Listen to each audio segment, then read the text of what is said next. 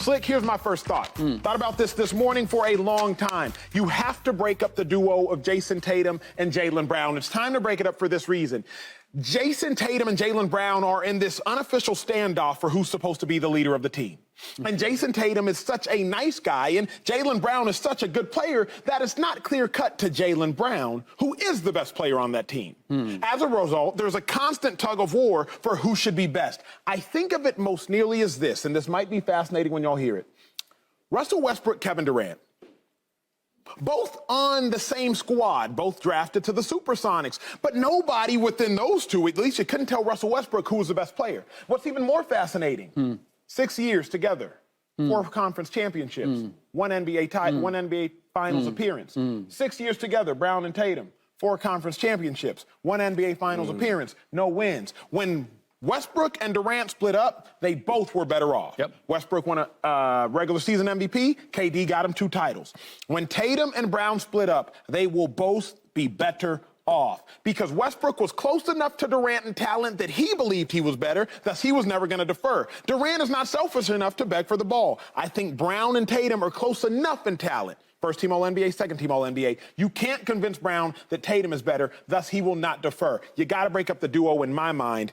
Slick, you watch a lot of ball. Where you at? I don't think you could come up with a better comparison for where it stands and where it could potentially go. Now, I don't think Jayson Tatum is ever going to be Kevin Durant, but the dynamic of him being viewed as the top player, while Russell Westbrook at that time was the more aggressive one. It was, I'll defer to KD. Oh, you're not getting it done, then well, I'm going to go. Jaylen Brown does the same thing with Jayson Tatum. Okay, we're going through you, we're going through, oh, you're not carrying it? I'll go and get it.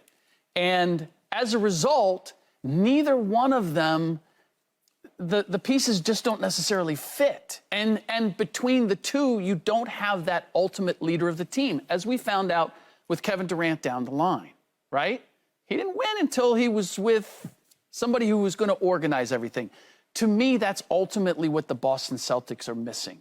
They have tremendous talent, but they don't have that floor leader that is going to organize it. And because you don't have it as your head coach, and you don't have it on the floor in a role, and you have these 2 all-NBA players, one of them has to go. Because to me, it's not a matter of going and getting that third guy who organizes things. That's what Marcus Smart has been.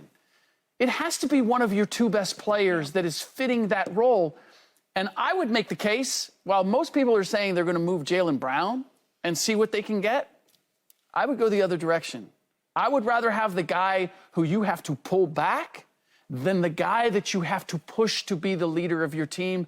And I would think that I'd probably get more for Jayson Tatum, and that's the move that I would make. Oof. I think you got to break them up. I mean, these guys are waiting for some big paydays.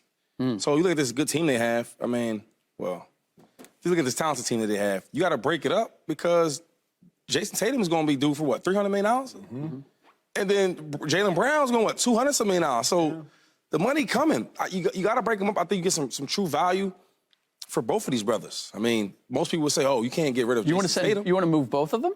No, I'm saying either one. Okay. If it's Jayson or if it's Jaylen. You know, most people would say let's keep Tatum and let's get rid of Brown. But however you want to cut it, you got to move these guys to get some different pieces because it's obviously not working.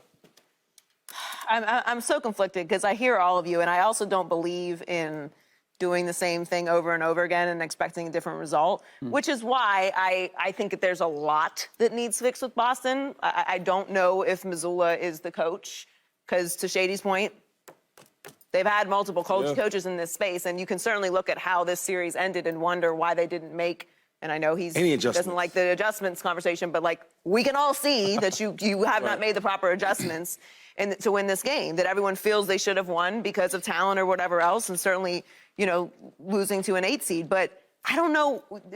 I don't think of it as one solve. You have 2 extremely talented players in Brown and Tatum. But moving one of them, does that solve your leadership problem? Because I think that's a massive problem. So if you move Jaylen Brown, is the person that's going to come in, is that person going to think that they're the best player on the team? Because that doesn't solve your issue. It may solve the leadership issue, but Jayson Tatum is still coming into his own. He's still a young player, and maybe his personality won't fully change, but He might get to a point where, hey, this is my team, especially if you move Jaylen Brown. That's so then you have conflict with the second person. I also think they need a true number 3. They have all these pieces, but there's not really a certified third option for the Celtics in a team that has a lot of depth.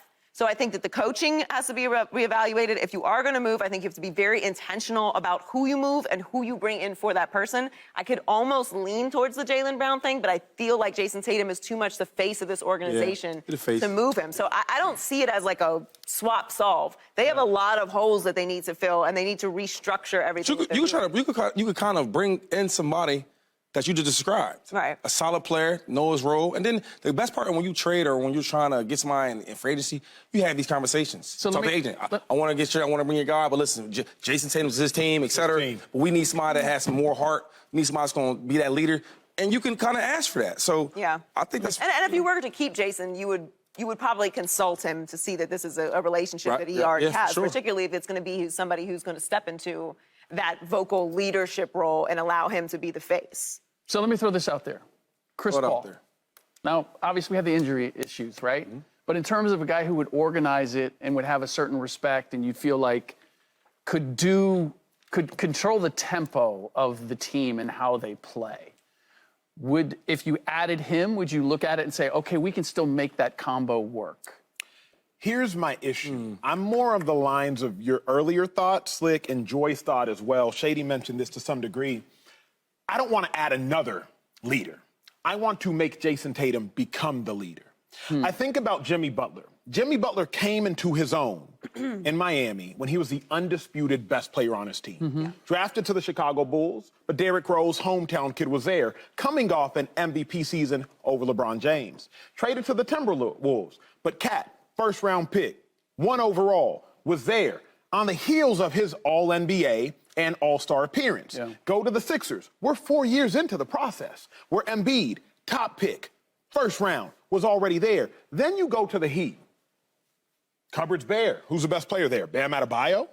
So Jimmy Butler came into his own when he looked around and said, I am significantly better than everybody else. But I think that Jayson Tatum, much like Russell Westbrook, will come into his own when he looks around and he's like, oh, I'm better than everybody else. Now it is officially my team. And that's a good point, but then, like, everybody's different.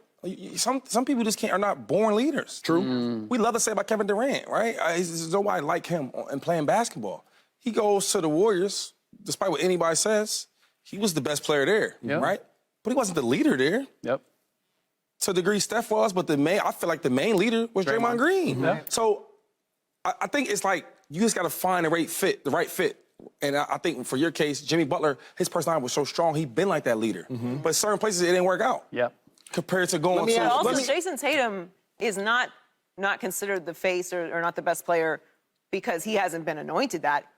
It's because he hasn't played that far off from Jaylen Brown. And Jaylen Brown has outplayed him in spaces. So it's not like he's the guy. He's the face. It's his team. We call it a tandem, but we know it really leans toward Jayson Tatum. So he's already been he's in the space where everybody... And they seem quiet and conservative, too. Everybody speaks about him as if he is that guy, but the play has overshadowed. My thing is, though we all get it, and we all knew Kevin Durant was better than Russ, the most important thing is the second person has to get it.